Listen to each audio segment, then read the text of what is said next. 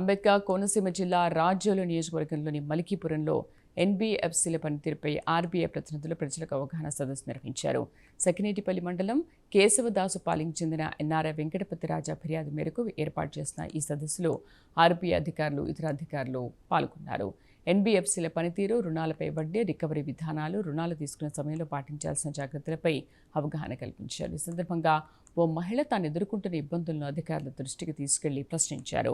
Razole CA Suresh Babu మాట్లాడుతూ online, mobile యాప్ల ద్వారా వచ్చే అనుమానాస్పద రుణాలు, టెలిగ్రామ్ ఆర్థిక లావాదేవీల పట్ల అప్రమత్తంగా ఉండాలని సూచించారు. డిజిటల్ అరెస్ట్ పేరుతో బెదిరించి డబ్బులు డిమాండ్ చేసే మోసగాళ్లను నమ్మొద్దని, అలాంటి ఘటనలు ఎదురైతే వెంటనే పోలీసులకు సమాచారం ఇవ్వాలని కోరారు. దయవించి ఆ కండిషన్స్ అంతా చదవండి.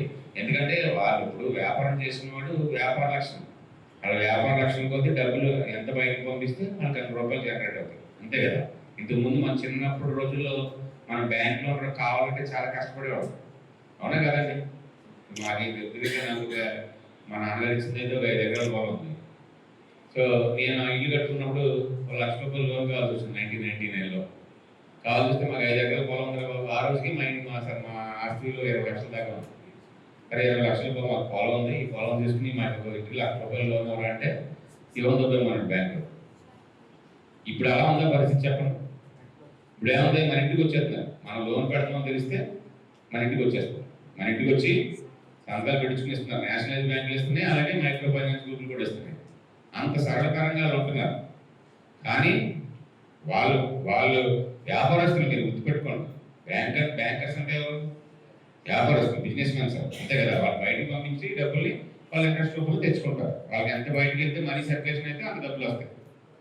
వ్యాపారం చేసిన వ్యాపార లక్షణాలు ఉంటాయి. కానీ ఆ వ్యాపార లక్షణాలు మన వాస్తవ పరిస్థితులు సరిపోతాయా లేదా అని మాత్రం మీరు గుర్తించకుండా మాత్రం దయవుంచి ఎవరో లోన్ తీసుకోవడానికి ప్రయత్నం చేయకండి. ముందు కండిషన్స్ అన్ని కనుక్కోండి, అడిగి కనుక్కోకపోతే నీకు నాలెడ్జ్ లేకపోతే, నీకు చదువు లేకపోతే చదువుకున్న తీసుకెళ్ళి చదివించుకోండి.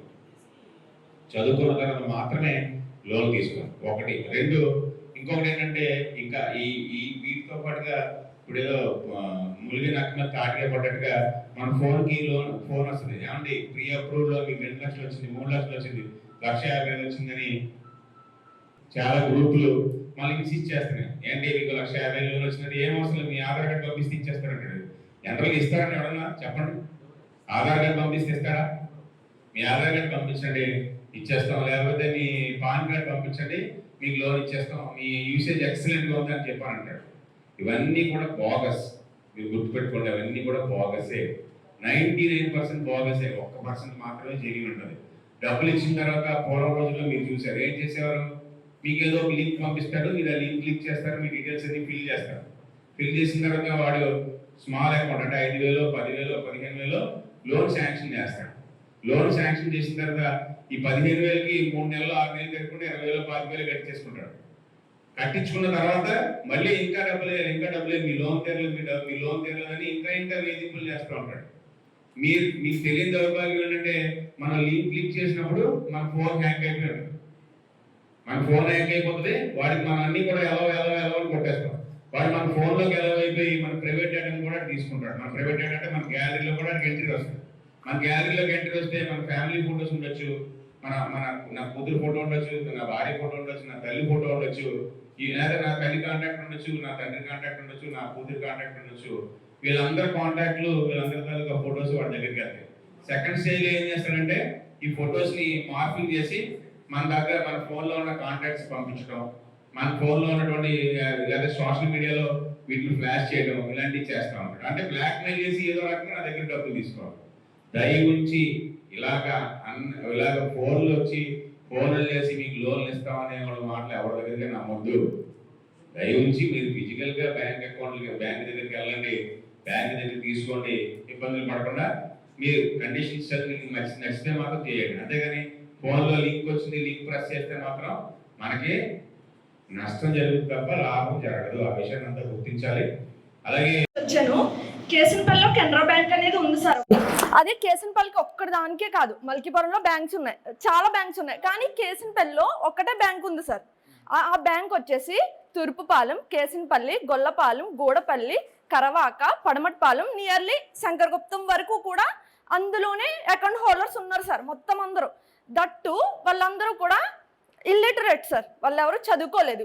సో అక్కడ ఏమవుతుందంటే నియర్లీ నాకు తెలుసుండి 3 years 2 years నుంచి కూడా 1 lakh ఇస్తాం లిమిట్, 1 lakh ఇస్తాం అంటున్నారు సార్. ఇప్పుడు ఎవరో హాస్పిటలైజ్ అవుతున్నారు, వాళ్ళు మా తాతయ్య గారు ఉన్నారు సపోజ్, హాస్పిటలైజ్డ్ ఎవరో మా పర్సన్ అవుతుంటే ఆయన వచ్చి గోల్డ్ లోన్ పెడుతున్నారు. బికాస్ ఆఫ్ నేను చదువుకున్నాను కాబట్టి, నేను చదువుకునే ఆయన నన్ను తీసుకొచ్చి పెడుతున్నారు 5 lakhsకి. 5 lakhs పెట్టిన తర్వాత నేను ఎక్కడికో హాస్పిటల్కి వెళ్ళాలి, ఆయనకి ఇన్స్టెంట్ క్యాష్ ఇస్తేనే కదా నేను వెళ్ళాలి. 1 lakh ఇస్తున్నారు సార్. ఎన్ని ఇయర్స్ నుంచి ఇలా చేస్తారు సార్? మా ఒక్క ఊరే కాదు కదా సార్ ప్రాబ్లం, దాని మీద 780 విలేజెస్ డిపెండ్స్ అయ్యి ఉన్నాయి. ఏంటి సార్ మరి మేము లక్వరం రావాలన్నా ఒక బస్సు ఉండదు సార్, సరిగ్గా ఒక ఆటో ఉండదు సార్. స్టాఫ్ చాలా తక్కువ మంది ఉన్నారు సార్. అసలు ఆ స్టాఫ్ ఉన్నారో లేరో కూడా ఒక్కొక్కసారి. అసలు మా మదర్ బిజినెస్ చేస్తున్నారు సార్, కరెంట్ అకౌంట్ తీసుకోవాలనుకుంటున్నాం. నియర్లీ మాది 4 lakhs వరకు టర్న్ ఓవర్ అవుద్ది మంత్కి వచ్చి. అయితే మేము క్యాష్ ఎక్కడ తీసుకోవాలి సార్? ఎందుకు సార్ ఆ బ్యాంకు? ఇప్పుడు ప్రైవేట్ బ్యాంకు వెళ్ళొద్దు అంటున్నారు సార్. మా నైబరే ఉన్నారు, వెళ్ళొద్దు అంటున్నారు సార్, వెళ్ళొద్దు అంటున్నారు. మీరు మంచిగా చెప్తున్నారు. ఒకటి స్టేట్మెంట్ కరెక్షన్ అమ్మా, ఏ బ్యాంక్ కి ఇప్పుడు ఆర్బీఐ రెగ్యులేట్ చేసే ఏ బ్యాంక్స్ కి మేము వెళ్ళొద్దని చెప్పము. ఆర్బీఐ వేరే bank sir, licensed unauthorised banks కి వెళ్ళొద్దు అంటున్నారు. మా నైబరే ఉన్నారు సార్, మా నైబర్ ఉంటే వాళ్ళకి గోల్డ్ లోన్ కావాలి, ఇలా జరుగుతుంది, ఇక్కడ క్యాష్ రావట్లేదు అని వాళ్ళు ప్రైవేట్ బ్యాంక్ లో పెట్టుకున్నారు. వాళ్ళకి ఇప్పుడు ప్రాబ్లం అయింది సార్. ఒకటి ఏంటంటే ఒక క్లారిఫికేషన్ ఫస్ట్ ఏంటంటే అన్ఆథరైజ్డ్ అయితే చేయొద్దనే చెప్తాను ఇప్పుడు కూడా. అవును సార్, ఇప్పుడు మా ఊర్లో ఇష్యూ ఉంది కాబట్టి కదా సార్. ప్రైవేట్ బ్యాంక్స్ కానీ, ఆథరైజ్డ్ ఎన్బిఎఫ్సిస్ కానీ, కోఆపరేటివ్ బ్యాంక్స్ కానీ, డిస్ట్రిక్ట్ కోఆపరేటివ్ బ్యాంక్స్ కానీ, వీటన్నిటిలో ఆర్బీఐ ఎప్పుడు కూడా బ్యాంకింగ్ చేయొద్దని మాత్రం చెప్పదు. ఎందుకంటే వీళ్ళందరినీ బ్యాంకింగ్ చేయమని లైసెన్స్ చేస్తుంది మేము. First clarification. రెండోది ఏంటంటే ఇప్పుడు మీరే అన్నారు 8 విలేజెస్కి మీరు కవర్ చేయాలి. ఓకేనండి, ఇప్పుడు 8 విలేజెస్ కవర్ చేయాలన్నప్పుడు మీకు ఎలాగైతే అవసరం పడిందో 1 లక్ష రూపాయలు, అలా ప్రతి విలేజ్లో ప్రతి ఒక్కళ్ళ దగ్గర దట్టు మీరు చెప్పారు కదా, నన్ను కూడా చెప్పలేమండి. ఒక 20 మందికి 20 మందికో 30 మందికో అదే లక్ష అవసరమైంది. ఇప్పుడు అలా ఒక విలేజ్లో 10 మందికి అయింది, 7 విలేజెస్కి వస్తే ఎంత అయిందమ్మా? 70 లక్షలు అవుతుంది. సో ఒకేసారి 70 లక్షలు ట్రాన్స్పోర్ట్ చేయాలన్నా కష్టమే కదా. అలా అంటున్నారు సార్. మరి ఆ బ్యాంక్ ని ఆధారపడే కదా సార్ ఆ విలేజ్ లో ఉంటా అందరూ. మీకు అసలు ఇవ్వము అంటే కష్టం. కానీ ఇప్పుడు ఒకటి ఏంటంటే మేము డిజిటలైజేషన్ చేయమని చెప్తాం. ఇప్పుడు అప్పుడు వన్ థింగ్ సార్, అప్పుడు ఫస్టే చెప్పాలి సార్, గోల్డ్ లోన్ పెట్టక ముందే మేము క్యాష్ లేదు మేము పెట్టాం అంటే సరిపోద్ది కదా సార్. అప్పుడు ఎవరో పెట్టరు సార్ ఆ బ్యాంక్ లో, గోల్డ్ పెట్టేసుకుంటున్నారు సార్, పెట్టించేసుకున్న తర్వాత చెప్తున్నారు సార్ క్యాష్ లేదని. ఎగ్జాంపుల్, బట్ మా అమ్మమ్మ గారు నా పేరును పెట్టారు, రియల్ గా ఎక్స్పీరియన్స్ సార్. ఇప్పుడు ఏంటంటే ఏదైనా గుర్తుంచుకోవాల్సిన విషయం ఏంటంటే మీరే చెప్తున్నారు. ఇప్పుడు మీ చెప్పే ప్రకారం చేయాలంటే ఏంటంటే ప్రతి చిన్న బ్రాంచ్ లో కూడా 1 కోటి 2 కోట్లు పెట్టుకొని కూర్చోవాలి. అది ఫీజిబుల్ ఉంటుంది అంటున్నారా సార్? అన్ని కాదు కదా సార్, ఇప్పుడు డిపెండ్ అయ్యి విలేజ్, ఆ విలేజ్ 10 విలేజెస్ డిపెండ్ అయి ఉంది ఆ బ్యాంకు. నేను ఆ బ్యాంక్ కోసం మాట్లాడుతున్నాను తప్ప ఇప్పుడు కంపేర్ టు మల్కీపురం చూసుకుంటే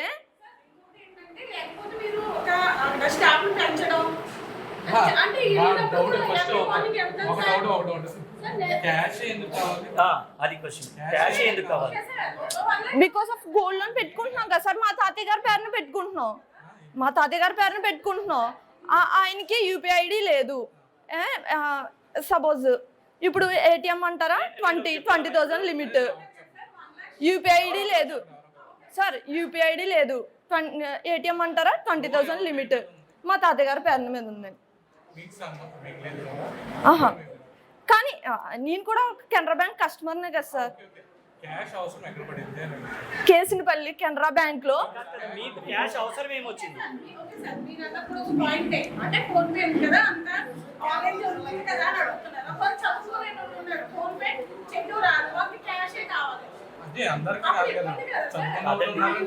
అవును సార్, చదువుకున్న వాళ్ళు ఉన్నారు. కానీ కేసినపల్లి విలేజ్ లో చూసుకుంటే అందరూ ఇల్లిటరేట్ సార్. అది చాలా రూరల్ ఏరియా. మీరు ఏదైతే అడుగుతున్నారో మీరు ఎలా అడుగుతుందంటే అడిగినంత క్యాష్ ఇచ్చేయమన్నారు. ఇప్పుడు రేపు ఒక అతను వచ్చి 1 కోటి రూపాయలు అడుగుతాడు, మీరు 1,00,000 అడిగారు. అలా అంటలేదు కదా సార్, 5 lakhs మీరు 5 lakhs పెట్టారండి. ఇప్పుడు వాళ్ళు 1 lakh పెట్టి ఒక్క నిమిషం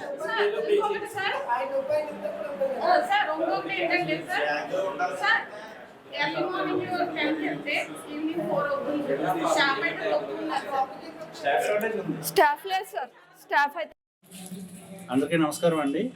నా పేరు Keshava Varma, lead district manager doctor B R Ambedkar Konaseema జిల్లా. మేము ఈరోజు మల్కీపురం డిగ్రీ కాలేజ్లో రిజర్వ్ బ్యాంక్ ఆఫ్ ఇండియా వాళ్ళ ఆధ్వర్యంలో FLE క్యాంప్ కండక్ట్ చేయడానికి వచ్చాం.